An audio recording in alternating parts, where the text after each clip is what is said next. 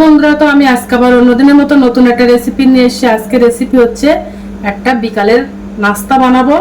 তো এই নাস্তাটা কিন্তু সব একদম কম খরচে অল্প সময়ে বাড়িতে বানানো যায়, আর ঘরোয়া বাড়িতে যা কিছু আছে তাই দিয়েই কিন্তু আমি বানাবো এই নাস্তাটা। তো চলো আমি এই নাস্তাটা কিভাবে বানাই তোমরা শেষ পর্যন্ত ভিডিওটা স্কিপ না করে পাশে থেকে দেখার জন্য অনুরোধ রইল। তো এই নাস্তাটা বানাতে আমার 1 বাটি ময়দার আটা লাগবে। এর মধ্যে 300 গ্রাম ময়দার আটা আছে। তো গামলাটির মধ্যে দিয়ে দেব, ওর মধ্যে একটু লবণ দিয়ে দেব, এর মধ্যে 3 চামচ মতো সাদা তেল দিয়ে দেব, দিয়ে ভালো করে মিশিয়ে নেব। একটু ভালো করে ময়াম দিয়ে নেব। ময়াম দিলে কিন্তু খাস্তা মোচমোচে হয়, তার জন্য ময়ামটা ভালো করে দিয়ে দেব।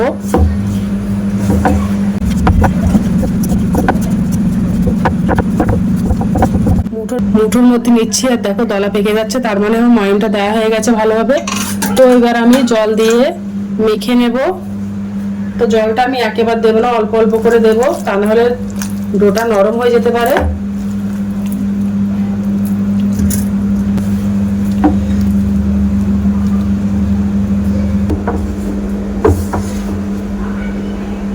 তো দেখো ডোটা বানানো কমপ্লিট হয়ে গেছে, একেবারে নাও নরম নাও শক্ত করে নিয়েছি। তো এবার আমি 10 মিনিটের জন্য রেস্টে রেখে দেব, আর এর মধ্যে আমি একটা আলুর পুর বানিয়ে নেব। তো চলো আলুর পুরটা বানিয়ে নিই। তো উনানে একটা কড়াই দিয়ে দিয়েছি, এর মধ্যে আমি 4 চামচ মতো সরিষার তেল দিয়ে দেব। তোমরা চাইলে সাদা তেল দিয়েও রান্নাটা করতে পারো। তো তেলটা গরম হয়ে গেছে, ওর মধ্যে কুচনো পেঁয়াজ দিয়ে দেব,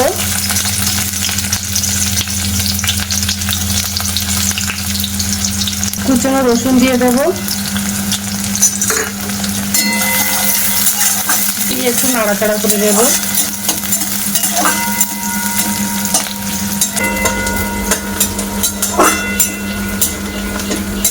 মধ্যে কুচানো আদা আর কুচানো কাঁচা লঙ্কা দিয়ে দেব।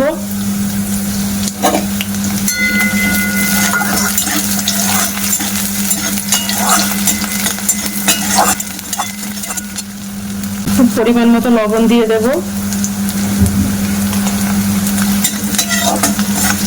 হলুদ গুঁড়ো দিয়ে দেব, 1/2 চামচেরও কম, দিয়ে একটু নাড়াচাড়া করে নেব। একটু শুকনো লঙ্কার গুঁড়ো দিয়ে দেব।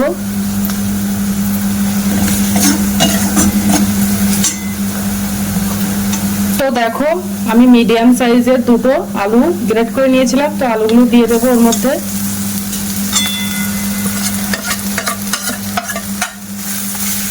সিদ্ধ আলু গ্রেট করে নিয়েছিলাম, ওই আলুটা দিয়ে দিয়েছি।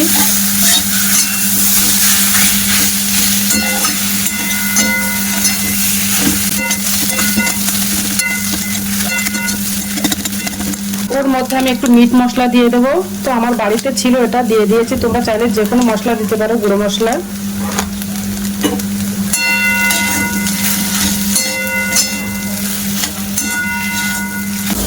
তো আলুর পুরটা বানানো হয়ে গেছে, এবার আমি গ্যাসটা অফ করে দেব। তো এবার টিফিনগুলো বানিয়ে নেব। তো ছোট ছোট করে লেচি কেটে নেব।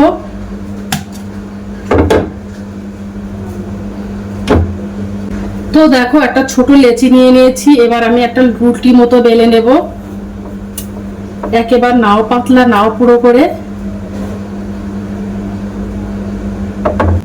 একটু আটা দিয়ে দেব, একটা রুটি বেলে নেব ছোট করে।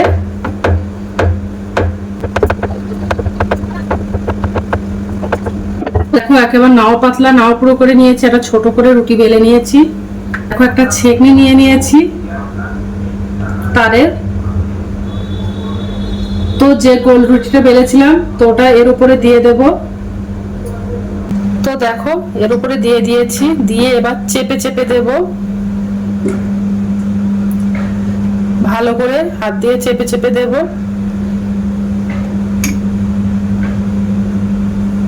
দেখেছো পেছন সাইড দিয়ে এটা ডিজাইন হয়ে যাচ্ছে। হেবি সুন্দর ডিজাইন হয়েছে। তো দেখো উল্টো সাইডে কত সুন্দর ডিজাইন হয়ে গেছে।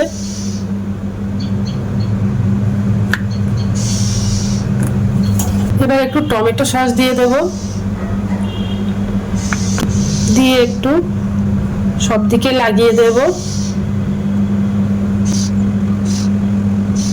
আলুর পুরটা বানিয়েছিলাম, আলুর পুরটা দিয়ে দেব,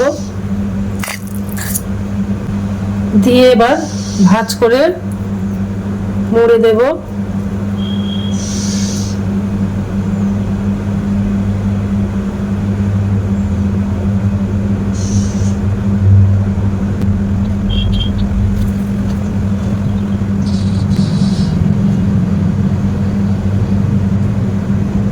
তো দেখেছো কত সুন্দর ডিজাইন হয়ে গেছে।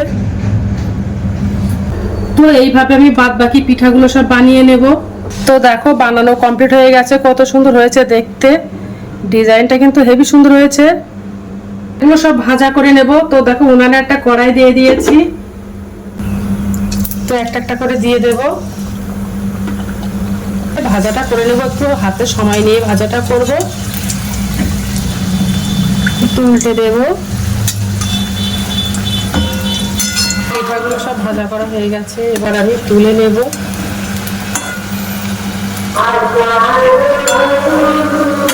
সব বানানো কমপ্লিট হয়ে গেছে, কত সুন্দর লাগছে দেখতে।